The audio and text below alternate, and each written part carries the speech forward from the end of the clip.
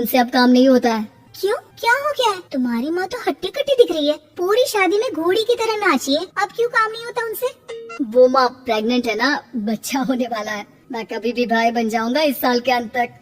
क्या बोल रहे हो? वो सर पर हाथ रखकर बैठ जाती है। यार पहले क्यों नहीं बताया? कैसा मजाक है ये?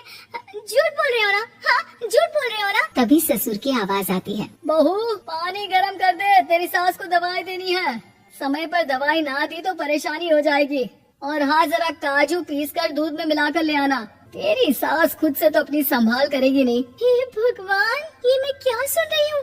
ये ससुर जी को क्या हो गया है? मैं क्या सोच कर आई थी? हाय रे, मैं तो किसी को मुंह भी नहीं दिखा पाऊंगी। अब ये रोना धोना बाद में करना, पहले गर्म पानी कर दो। माँ को दवाई देनी होगी।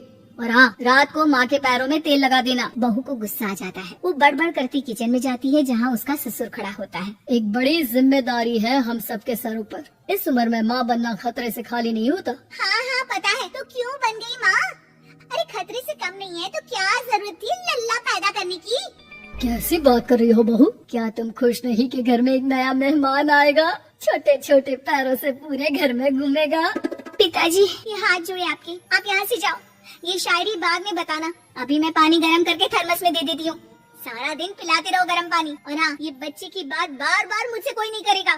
बहू का पारा अब चढ़ा ही रहता था। वो काम तो सारा करती, लेकिन किलस किलस कर। मीरा सारे काम से फुर्सत पाकर बैठी होती है कि माँ का फोन आ जाता है।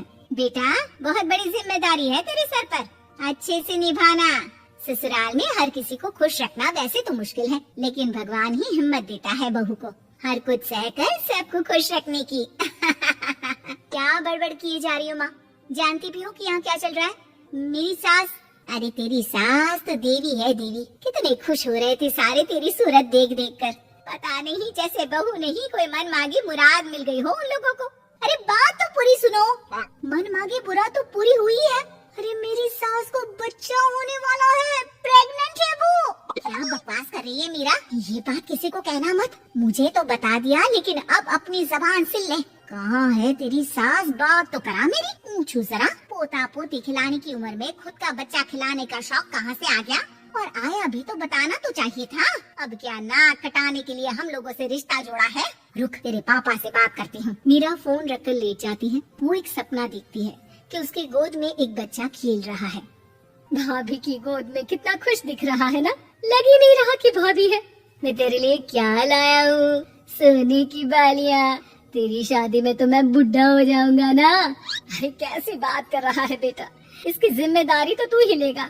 हम लोगों का तो कोई भरोसा नहीं, कब ऊपर वाला उठा ले। बहू को सास को देख देख कर गुस्सा आ रहा था। तभी वहाँ पड़ोसन आ जाती है। अरे बहू, तुझसे तो पूछने से भी डर लगता है कि कब खुशखबरी सुना रही है। अब तो अपनी 1 महीने की ननद की ही जिम्मेदारी संभाल ले, बहुत है। अपने जेवर भी रख देना और पैसे भी जमा करना शुरू कर दे। वो बात आगे बढ़ाती उससे पहले ही बहू जोर से चिल्लाकर उठ जाती है। नहीं नहीं नहीं नहीं, मैं अपने जेवर किसी को नहीं दूंगी। अरे कौन ले रहा है तुम्हारे जेवर? तुम औरतें भी ना सपने में भी जेवर ही संभालती रहती हो। मैंने जो सपना देखा है ना, सुनोगे तो होश उड़ जाएंगे। अच्छा, तुम अपना सपना बाद में बताना, पहले मेरा सुनो। कल मैंने इतना अच्छा सपना देखा, इतना अच्छा सपना देखा कि अगर वो पूरा हो जाता है ना तो मैं तुम्हारे लिए रानी हार बनवा दूंगा। बहू अब सारे गम भूलकर पति का सपना सुनने में लग जाती है। अरे क्या सपना था बताइए ना, बोलिए भी तो क्या सपना है, मैं पूरा कर दूंगी अगर बात रानी हार की है तो। बोलिए बोलिए। मैंने रात को सपना देखा कि माँ को बेटी हुई है और मुझे बहन। सच्ची, इस घर में बेटी हो जाए तो मैं तो झूम ही उठूं। मीरा का मुंह बन जाता है, वो चुप हो जाती है और सपने की बात याद करती है कि बेटी हुई तो उसे ही अपने गहने उसे देने होंगे। फिर तो रानी हार की जरूरत पड़ेगी ही। भाई लड़की बड़ी होगी, उसकी शादी होगी तो जेवर तो चढ़ाने ही होंगे ना, कहाँ से आएंगे वो? कितनी समझदार हो तुम मीरा। मैंने भी यही सोचकर तुम्हारे लिए रानी हार लेने का सोचा था। अरे फूटी किस्मत मेरी जो ऐसा परिवार मिला। मेरे पापा की तो मैं अभी क्लास लगाती हूँ, जो सब जानते हुए भी ऐसे परिवार में मेरी शादी कर दी।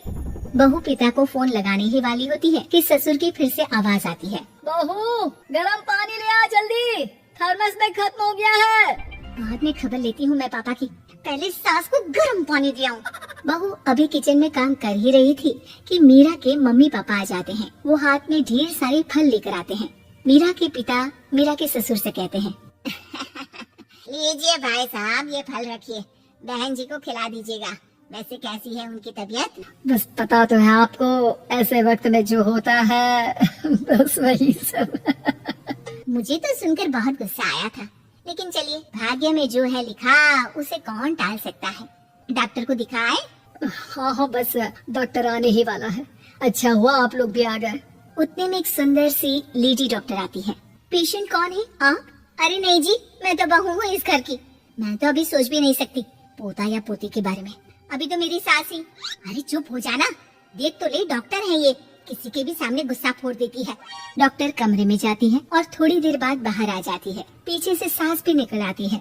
हे भगवान, इतना दुख तो किसी को भी ना दे जितना मुझे दिया है। देखिए बहन जी, आप लोगों को तो ये सोचना भी नहीं चाहिए था। वही तो मैं भी कह रही थी कि आप लोगों के लिए तो सोचना भी गुनाह है, लेकिन अब पछताई होत क्या जब चिड़िया चुग गई खेत। डॉक्टर वहाँ से चली जाती है। मैं माँ नहीं बन सकती, मैं प्रेग्नेंट भी नहीं हूँ। ये कैसे? तुम तो बोल रही थी कि अरे वो गैस का दर्द था और पेट भी गैस से फूल रहा था। डॉक्टर ने चूर्ण दे दिया है, गर्म पानी से फाँकना है।